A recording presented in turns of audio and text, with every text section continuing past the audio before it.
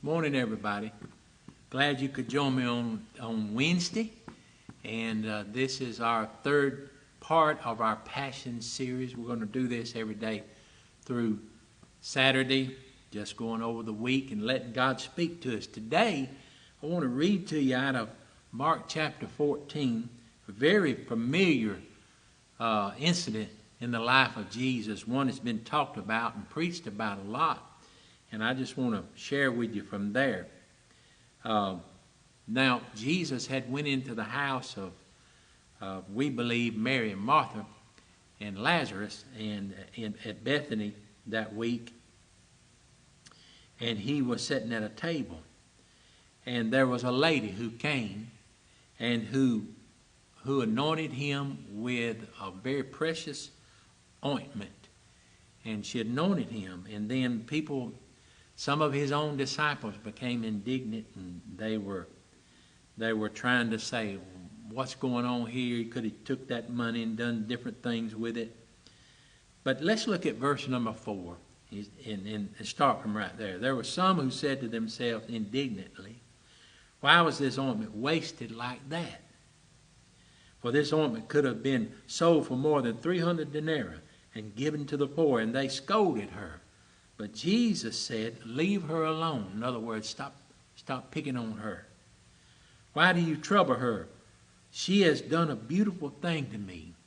For you'll always have the poor with you, and whenever you want, you can do good for them. See, Jesus always has a way to rebuke when he's trying to tell something.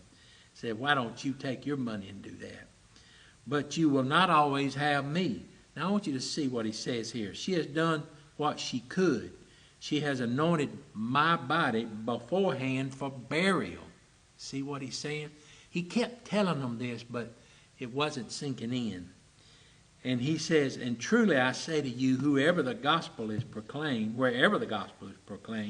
in the world, what she has done will be told in memory of her. Remember I said as we started that this story's been told a lot, and it's still being told. I'm telling it today. And that's what Jesus said. But here's a thought for the day. Nothing in this life is going to last for eternity. Nothing in this life is going to last for eternity. Let me explain what I'm talking about. Nothing meaning your career, your houses, the land you own, the possessions you have built up, the riches that you have. If you built empires of businesses or politics or any of those that won't last into eternity, you can have statues made to you. The pharaohs had these great pyramids, but they're not going to last into eternity. Even now they're slowly fading away, and statues will come and go, and they'll be torn down and replaced with new statues. Great monuments to your successes in life will not last. Even your family and friends, after about 2 generations or 3 generations, unless nobody will be living that knew you in person. And there'll be just a faint memory. See, it's not going to last. And what I want to say to you today is the only thing that's going to remain into eternity will be your worship and your love for God and for others. And by that, I also mean that your service to God and to others. That's the only thing that's going to last. That's the only thing that's going to remain. That's why he said, whenever this gospel is preached, her name will be. And her name will be remembered. What she's done will be remembered.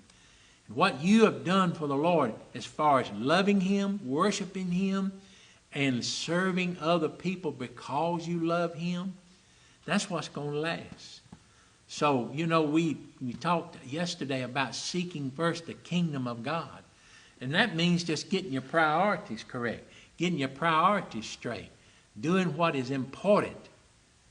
And if you will, that'll last. Everything else that you're working on, everything else that you're building, it may be gratification from that for a little while. But at the end of the day, when you stand in eternity, you'll look back. If you spend all your time and your talent and your treasures on those things, you're probably going to look back with regret and say, I wish I'd have done it different. But if you will love God, worship God, serve others, serve Him, you'll be able to look back and you'll probably still say, I wish I had spent more time doing that. But at least you'll be able to say, you know what? That's what mattered. That's what counted. And there are a lot of different ways to do that.